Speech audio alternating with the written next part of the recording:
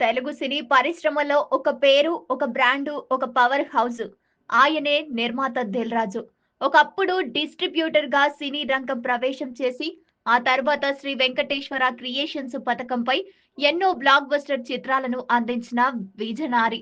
కేవలం సినిమాలు తీయడమే కాదు, మంచి కథలను నమ్మి నూతన దర్శకులను ప్రోత్సహించి తెలుగు సినిమా స్థాయిని పెంచిన ఘనత ఆయనది.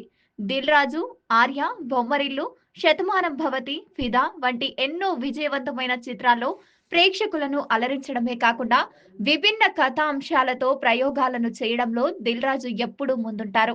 2 జాతీయ చలనచిత్ర అవార్డులు అందుకున్న ఆయన ఇటీవలే Telangana film development corporation chairman గా కూడా నియమితులయ్యారు. సినిమా పట్ల అపారమైన అభిరుచి, వ్యాపార దక్షణ కలిగిన దిల్ రాజు తెలుగు సినీ చరిత్రలో తనకంటూ ఒక సుస్థిర స్థానాన్ని ఏర్పరచుకున్నారు.